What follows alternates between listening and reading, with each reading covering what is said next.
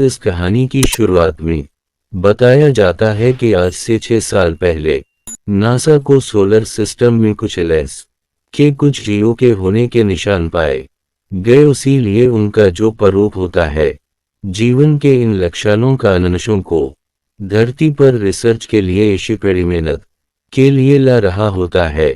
और तभी वो मैक्सिको के बॉर्डर पर क्रैश हो जाता है, जिस वजह से मैक्सिको में नई जिंदगी पनपना शुरू हो जाती है। यानी कि एलियन सब धरती पर अपना शुरू हो गए हैं और राधे मैक्सिको को कारानटने कर दिया जाता है। और अब मैक्सिको और वाओ सीन की सबसे बड़ी लड़ाई इन्हीं खतरनाक ऐलान करतरे से होती है। उसी लिए वो सीन और मैक्सिको का जो बॉर्डर होता है वहां पर हमेशा सोल्जर्स पहरा देते हैं ताकि कोई भी एलियन करतरे कभी भी अमेरिका में दाखिल ना हो सके, क्योंकि अगर ऐसा हुआ तो ये क्रीचर्स की बहुत ही खतरनाक है, पूरे अमेरिका को तबाह कर देंगे, जैसे इन्होंने मैक्सिको को पूरी तरह से अब खत्म कर दिया। दरअसल मैक्सिको और वाओ सीन के बॉर्डर पर एक बहुत बड़ी खींच दी गई है ताकि वाओ सीन पर कोई भी खतरा ना आए। और यहीं पर एक फोटो जर्नलिस्ट को दिखाया जाता है जिसका नाम अंदरियो है। अब उस पूरी चीज को, पूरी रिपोर्ट को कवर कर रहा होता है ताकि दुनिया को पता चल सके कि एलुनस के साथ साथ यहाँ पर आम लोगों की जिंदगी कितनी कठिन है। तभी इसके बास का कॉल आता और उसका बास उसे कहता है कि तुम मेरी बेटी समान था, वो किसी भी कीमत पर ढूंढ के लाओ। वो मैक्सिको घूमने के लिए गई है और अब एनडरी को ना चाहते हुए भी मैक्सिको के अंदर इंटर होना पड़ता है और वो वहां के अस्पताल में समानत को ढूंढ लेता है। बात ये दोनों के दोनों ट्रेन से अमेरिका की तरफ वापस लौट चलते, लेकिन तब इन्हें पता चलता है कि आगे का जो ट्रैक है वो पूरी तरह से डैमेज हो चुका है और इसका कारण भी एलियंस होते हैं। अब इन्हें वापस मैक्सिको लूटना पड़ता है, जहां पर एक लेडी ने बताती है कि 2 दिनों के अंदर अगर ये अमेरिका नहीं पहुंचे तो यहाँ का जो हवाई और पानी का यातायात है वो पूरी तरह से बंद कर दिया जाएगा। यानी कि 6 महीने के लिए इस पूरी जगह को क्वारंटीन कर दिया जाएगा। और अब एनडरू किसी भी कीमत पर समानता को लेकर अमेरिका पहुंचना जाता है कि वह का अगर ये 2 दिन के अंदर यहाँ से नहीं निकला तो सामान था और ये दोनों के दोनों 6 महीनों के लिए यहाँ पर फंस जाएंगे। अभी ते वाओ पर न्यूज़ देखते हैं जहाँ पर इन्हें पता चलता है कि हर साल उसी वक्त जितने भी एलियंस हैं वो ब्रीडिंग करने के लिए एक जगह से दूसरी जगह पर जाते हैं। उसी लिए बहुत ज्यादा और एक यही बड़ा कारण है कि 6 महीनों के लिए इस जगह को पूरी तरह से क्वारंटीन कर दिया जाएगा। ये दोनों की दोनों फैसला करते हैं कि ये लिफ्ट मांग कर किसी भी तरह से इस जगह से निकल जाएंगे और अगली सुबह ये दोनों के दोनों यहाँ से निकल जाते हैं। रास्ते में एनडरियो को एक बच्चा मिलता है, वो इसकी फोटो खींच रहा होता है। दरअसल इंटरव्यू यहाँ के हालातों को अपने कैमरे में कैप्चर कर रहा है ताकि दुनिया को ये बताया जा सके कि एलियंस के अटैक के बाद मैक्सिको की जिंदगी कितनी खराब हो गई है। समानता कोई बात बिल्कुल अच्छी नहीं लगती। वो एनडरू से कहती है कि तुम हमेशा उसी तरह की फोटो खींचते हो जहां पर दिख दर्द और लाचारी हो। एनडरियो कहता है कि मेरी मजबूरी है, क्योंकि अगर मैंने कोई अच्छी फोटो खींची तो तुम्हारे पिता इसके बदले मुझे एक भी पैसा नहीं देंगे, जबकि इस तरह की फोटो के बदले वो मुझे अच्छे खासे पैसे देते हैं। उसी लिए मुझे अपना घर चलाने के लिए काम करना पड़ता है। साथ ही मैं ये भी दुनिया को बताना चाहता हूँ कि यहाँ के हालात कैसे हैं। अभी दोनों के दोनों अपने सफर पर आगे बढ़ते हैं और बस स्टेशन पहुँचने के बाद बस से ये इस जगह पहुँच जाते हैं जहाँ से फेरी से अपने देश यानी कि अमेरिका जा सकते हैं। एनडरियो किसी तरह से 2 फेरी की महंगी टिकट्स ले लेता है। रात को ये लोकल्स के साथ वहीं पर रहते हैं और अगली सुबह जब इंटरव्यू उठता है तो देखता है कि उन दोनों के पासपोर्ट वहां के लोग चरा लें, जिसका मतलब ये है कि अब ये फेरी से सफर नहीं कर सकते और अगर इन दोनों को मैक्सिको से निकलना है तो इसका एक दूसरा रास्ता भी है जो पूरी तरह से इन्फेक्टेड है, यानी कि वहां पर बहुत सारे एलियंस हैं।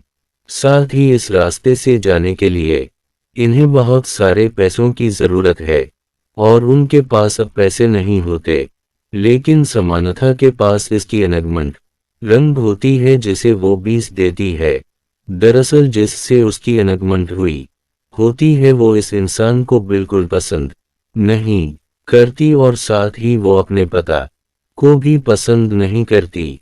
उसीलिए वो अपने पता से और अपनी अनगमंट से दुखी होकर यहाँ पर छुट्टियां मनाने के लिए आई थी और अब इंटरव्यू और सामान था। दोनों फैसला करते हैं कि ये कारानटने जोन से यानी कि इन्फेक्टेड जोन से ही रिवर के जरिए जाएंगे। उनके पास अब पैसे हैं, उसीलिए एक पोर्ट को हीर करके ये अपने सफर पर आगे बढ़ चलते हैं और जब रात होने वाली होती है तभी उनकी बोट बंद हो जाती है। पानी में कुछ हलचल नजर आती है जिसमें ये देखते हैं कि वहां पर एक क्रीचर है जिसने एक जेट को जो पानी में क्रैश हो गया था उसे पूरा का पूरा निगल लिया। इससे पहले कि वो क्रीचर उनकी तरफ बढ़ता उनकी बोट ठीक हो जाती है और ये सब के सब यहाँ से आगे निकल जाते हैं, जो कि और भी खतरनाक एरिया होता है क्योंकि यहाँ पर बहुत सारे एलियंस हैं उनके साथ जो उनका गाइड होता है। कोई नहीं बताता है कि यहाँ पर चारों तरफ इन एलूनस के अंडे हैं और इन अंडों से बच्चे पैदा करने के लिए क्रीचर पानी से बाहर आते हैं जिस के बाद ये पानी में वापस चले जाते हैं। ठीक उसी तरह से जिस तरह से मगरमच्छ पानी से बाहर अंडे देता है लेकिन वो देखकर पानी के अंदर ही रहता है। ये गाइड उन दोनों को ये भी बताता है कि ये क्रीचर बना किसी वजह के कभी किसी पर हमला नहीं करते।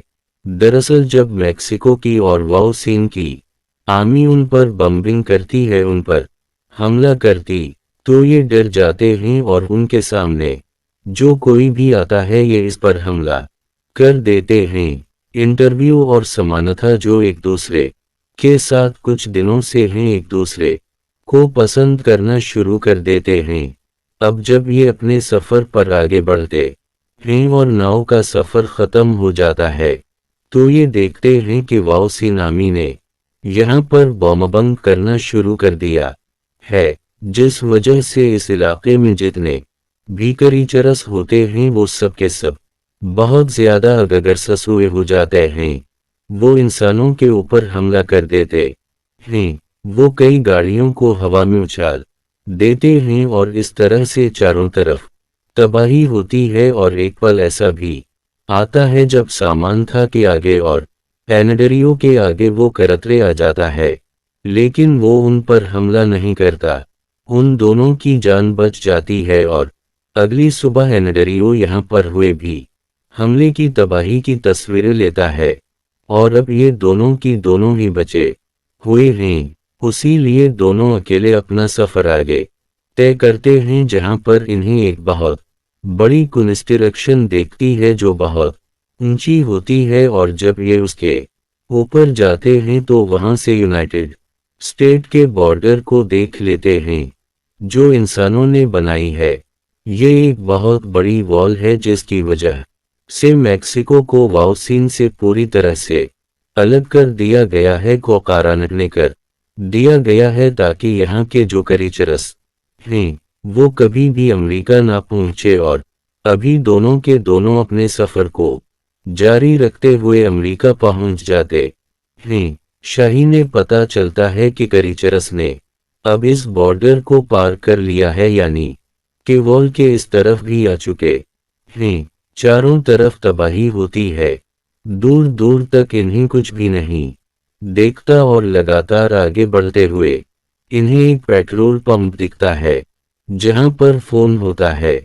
वहां पर ये हेल्प के लिए कॉल करते हैं। इन्हें बताया जाता है कि जल्द ही उन तक मदद पहुंचा दी जाएगी, जिसके बाद ये अपनी अपनी मंजिल अपने अपने घर की तरफ बढ़ चलेंगी।